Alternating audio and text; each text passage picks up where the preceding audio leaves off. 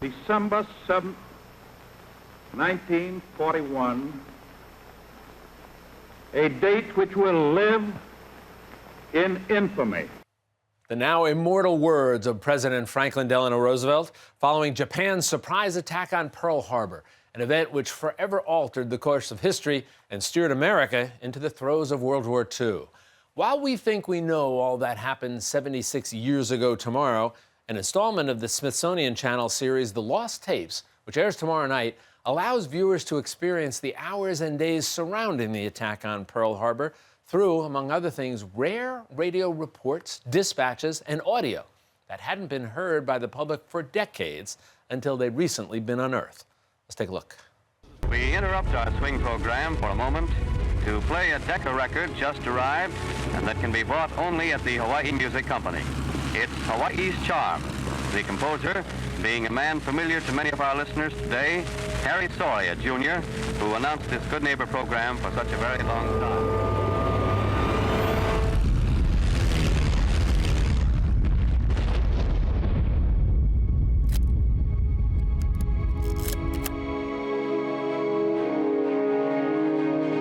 We interrupt this program to bring you a special news bulletin. The Japanese have attacked Pearl Harbor, Hawaii, by air, President Roosevelt has just announced.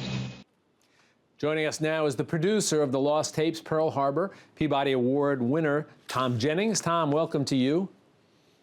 Thank you, Jack. Good to be here. You have done such marvelous work in the past, documentaries on Dr. Martin Luther King Jr., Fidel Castro. This, I've got to say to you right off the top, this is a marvelous documentary. It should be required viewing for anybody who lives in this country for so many reasons. Let me start off first in terms of structurally.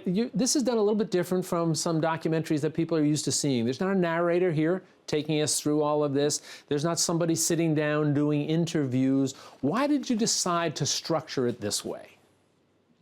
Well, we structure it the way we do, without narration and without interviews, and using only the media that was available at the time, because we want the viewer to feel like they're living through it, as if you were in your living room on December 7th, 1941, and hearing these reports slowly come across the radio.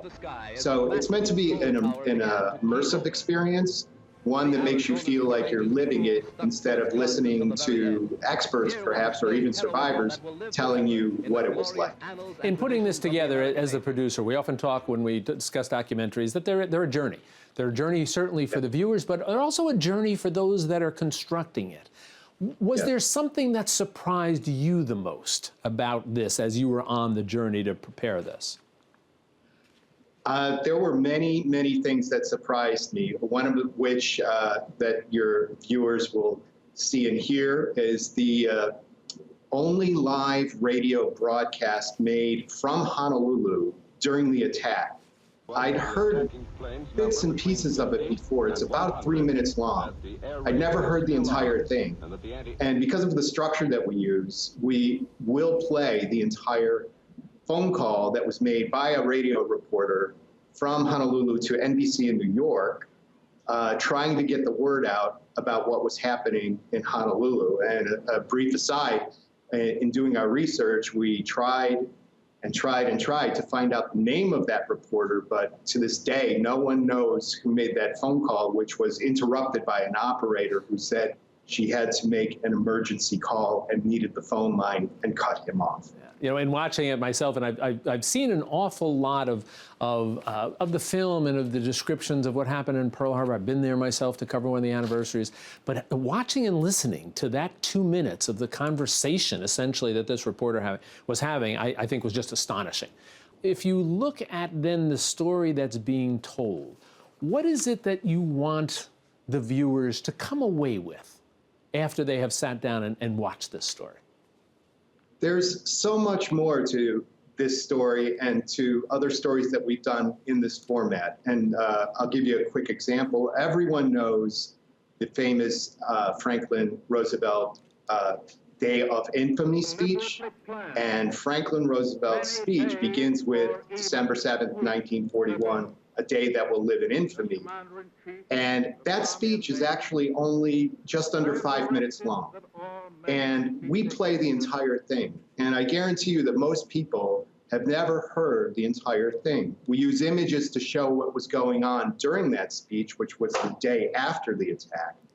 But I want viewers to feel like they've experienced it in a way that they haven't before, and by using this footage to show something other than just the iconic moments, we really get a sense of what it was like to be living through those tragic days. And I'll leave with a quick tease here. Most of us think that was the first expression by anybody associated with the government about the Pearl Harbor attack. What they'll find out when they watch this is somebody else was the first one to speak publicly. And I'll leave the mystery out there so that folks will go look for it.